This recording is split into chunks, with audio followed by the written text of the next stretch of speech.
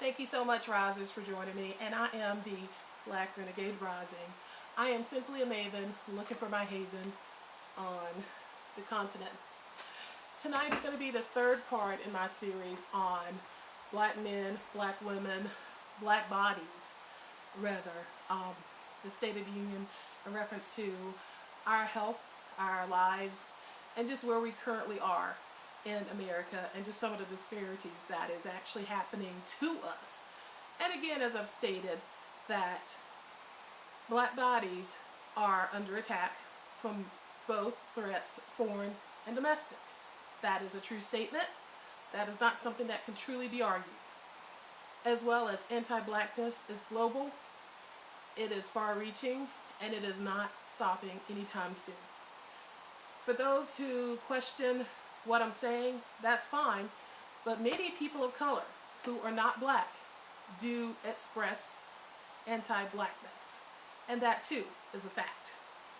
So anti-Blackness is everywhere, and it does start very young. If you watched part 1 or 2 of this series, you would realize that Black children as young as 3, 4, and 5 preschoolers are actually more likely to be suspended than their white counterparts for exhibiting the exact same behaviors. So what that says is, again, anti-Blackness starts early, it starts young, and it continues until we're in the ground. For Black men make on average 75% of what white men earn. And that's actually, for those who are unaware, less than what white women actually make.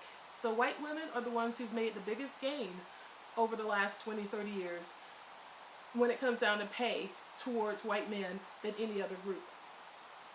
Stressors influence health, as we know, and racism in healthcare, in education, and pretty much in all public aspects of our lives and Black men's lives influence their health outcomes and mortality rates. Black men have the worst or the lowest health-related outcomes of any group other than First Nations men.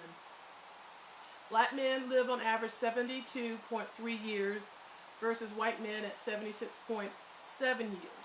So Black men on average lose at least 4 years of life compared to white men.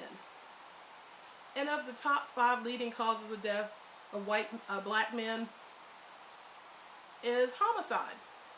No other group other than natives, First Nations individuals, have one of their top 5 causes of death as murder, other than Black men.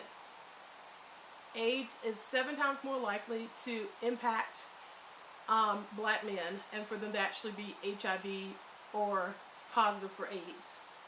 But also, they are 9 times as likely to die from AIDS or an HIV-related complication or illness than any other group. Invisibility for Black men start early, again as children, but they also are in a conundrum because of hypervisibility. And what that means is teachers are more likely to overlook Darnell, and at the same time are more likely to notice him when he's doing something that they may consider defiant, whereas little Johnny, when he did it and it was considered just expressing an opinion, it is looked upon as being criminal aggressive. So they're more likely to overlook a Black child, a Black male child, until he expresses or exhibits some form of displeasure, and then that is more likely to be seen as an aggressive act. So they are considered more invisible in the public sphere, but hyper visible in reference to criminality and aggression. 75% of Black men are 75% less likely than white men to have health insurance. Now let that sink in, especially with us having a national health insurance that's changed that is supposed to help even the playing field. Just let that sink in. that many black men are still without health insurance. And 30% of black men do not have an actual regular doctor or a primary care specialist physician that they actually visit whenever they need to. Black men are also, like I mentioned before, more likely to be criminalized than any other group, and black women are more likely to be sexualized. And that just went hand in hand, is the reason why I went ahead and mentioned that little tidbit as well.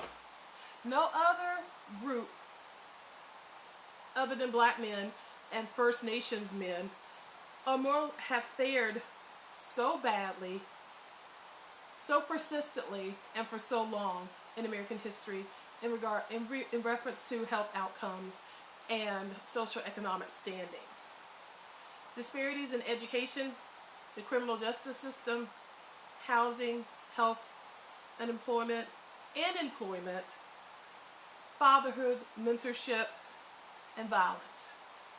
As of 2019, 28% of black men between the ages of 25 to 29 have a bachelor's degree or higher. So those numbers are actually not bad. So that's 1 in 4. Compared to 30% of black women, 40% of white men, and roughly around 48 to 49% of white women. Only 4% of black men are likely to have a master's degree or higher. And just one last tidbit is COVID-19 related deaths among African Americans and black men.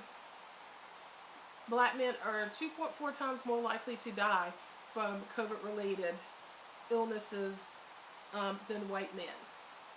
So again, this is just a reminder that it is time for us to find our haven somewhere else.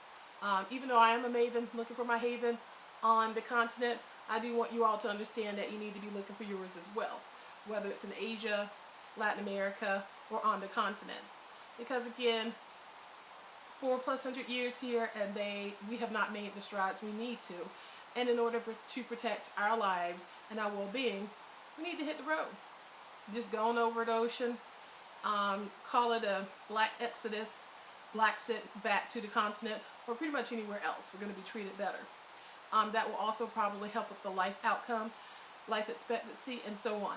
In the next episode, I will talk about black women's health and our outcomes, disparities, and so on.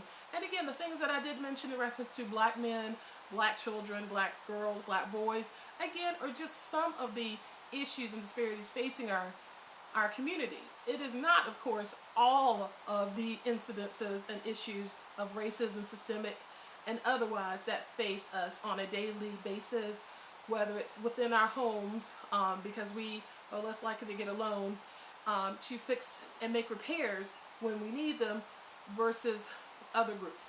So again, this is the Black Renegade Rising. I am simply a maven looking for my haven on the continent.